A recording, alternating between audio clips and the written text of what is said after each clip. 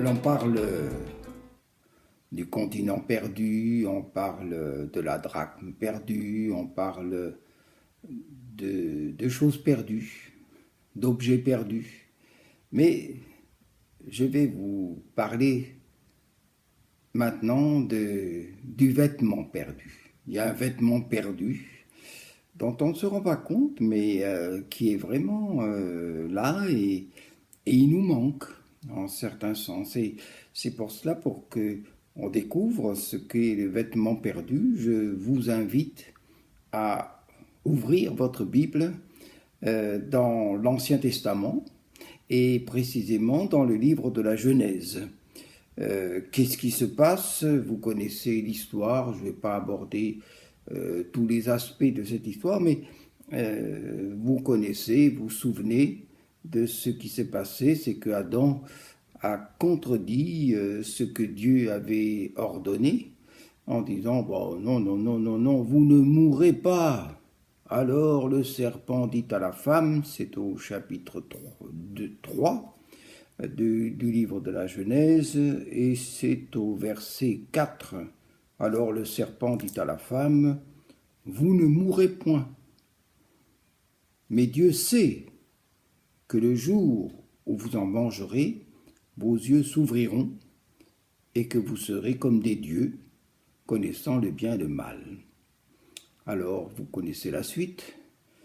C'est que Adam, plutôt Ève, vit que l'arbre était bon à manger, le fruit était bon à manger, pardon, et qu'il était précieux pour ouvrir l'intelligence, etc. Elle la prend pour elle en donne à son mari, et tout de suite après, verset 7, les yeux de l'un et de l'autre s'ouvrirent, ils connurent qu'ils étaient nus. Ayant cousu des feuilles de figuier, ils s'en firent des ceintures. C'est ça qui est important. C'est que dès l'instant où ils ont mangé du fruit de l'arbre défendu, ils ont découvert quelque chose. Et ce qu'ils ont découvert, alors, c'est pas la nudité comme on le conçoit. Non, non, c'est pas cette nudité-là dont il est question. Mais ils ont tout de suite constaté qu'il leur manquait quelque chose, qu'il y avait comme un vêtement, eh bien, qui avait disparu. Comme un vêtement qu'ils avaient perdu. Et c'est ça, le fameux vêtement perdu. Et il est important de savoir que lors de cette chute, Adam et Ève, c'est pas la nudité qui a été le grand problème. Non, la nudité, c'était pas ça. C'était, on avait un vêtement, nous avions un vêtement, et un vêtement extraordinaire, un vêtement de gloire. Et tout d'un coup, on se sent dépossédé, on ne l'a plus. On n'a plus ce vêtement, il nous manque, il y a quelque chose qui nous manque, c'est ce vêtement que, oui, je peux appeler tout de suite, pour que les choses soient claires, le vêtement de gloire. Il nous manque la gloire. Avant, nous étions vêtus de la gloire et il y avait un plaisir et une joie de parler avec Dieu, de rencontrer Dieu. Et puis maintenant, qu'est-ce qui nous reste? La nudité. Il nous reste que nous n'avons plus ce vêtement de gloire, que nous en sommes privés. Dès l'instant où on a mangé de ce fruit, de l'arbre de la connaissance du bien et du mal, nos yeux se sont ouverts, et se sont ouverts sur quoi? C'est que nous sommes nus. C'est que nous... Alors, c'est pas seulement la nudité sexuelle, c'est pas seulement ça. Non, nous sommes nus. Nous n'avons plus aucune protection, aucune bénédiction, aucune onction, aucune présence de Dieu, aucune gloire de Dieu sur nous. Nous sommes dépossédés. Nous n'avons plus rien. Nous n'avons plus. Nous avons simplement la nudité. C'est terrible. Et cette constatation, ce qui s'est passé là, ce jour-là. Et c'est ce qui se passe lorsque tout simplement Dieu appelle Adam. Alors ils entendirent, verset 8, la voix de l'Éternel Dieu qui parcourait le jardin vers le soir, et l'homme et sa femme se cachèrent loin de la face de l'Éternel Dieu, au milieu des arbres du jardin. Mais l'Éternel Dieu appela l'homme et lui dit, « Où es-tu » Et il répondit, « J'ai entendu ta voix dans le jardin, j'ai eu peur parce que je suis nu et je me suis caché. » Oui, je suis nu, c'est-à-dire qu'il n'y a plus cette gloire de Dieu, cette lumière de Dieu, dont on parlera un peu plus loin, cette lumière resplendissante de Dieu sur Adam et Ève, à cause du péché. Il y a une séparation entre Adam, Ève et Dieu. Et ils se cachent. Ils se cachent de qui? De Dieu. Ils ont peur de Dieu. Tout d'un coup, ils se rendent compte qu'il y a quelque chose qui est parti, quelque chose qui leur a été ôté, quelque chose qui faisait autrefois le lien entre Dieu et eux, et puis ce lien a disparu. La gloire de Dieu a disparu tout d'un coup. Et c'est terrible pour eux. Et ils se cachent. Et c'est la raison aussi qui nous permet de comprendre que souvent l'homme se cache devant Dieu.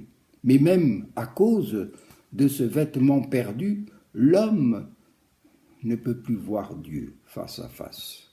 C'est ce que Dieu explique à Moïse. Non, je ne peux pas, sinon tu vas mourir. Sinon tu vas mourir. Et c'est là qu'on s'aperçoit ce qui s'est passé à ce moment-là. Ça a eu un impact incroyable. C'est-à-dire qu'à partir de ce moment où l'on connaît le bien et le mal, le diable dit vous serez comme des dieux, on est comme des dieux, mais finalement, ce qui s'est passé pour Adam et Ève, c'est que on est coupé de Dieu et nous sommes coupés de Dieu. Ça, c'est la grande leçon. C'est ce que j'appelle la leçon du vêtement perdu. Il n'y a plus la gloire de Dieu sur l'homme. Alors, que faut-il en conclure? Conclure, c'est que ils ont tellement aperçu, ils se sont rendus compte de ce qu'ils avaient perdu, c'est qu'ils essayent de pallier et de faire face à cette situation. Mais c'est malheureux. Qu'est-ce qu'ils font? Les yeux de l'un et l'autre s'ouvrirent, verset 7. Ils connurent qu'ils étaient nus, ayant cousu des feuilles de figuier, ils s'en firent des ceintures. Ils croient simplement qu'un vêtement végétal va pouvoir les protéger de la nudité. Et ce vêtement végétal ne va pas leur permettre de se rapprocher de Dieu. Non, c'est pas possible. On peut faire toutes sortes de choses, mais cela ne nous rapprochera pas de Dieu. Et ces vêtements de feuilles de figuier, c'est un peu toutes ces religions, toutes ces choses que l'homme fait, pensant se pouvoir pallier à sa nudité. Non, il a perdu la gloire de Dieu et il est coupé de Dieu. Et c'est pas avec un vêtement, je dirais, végétal.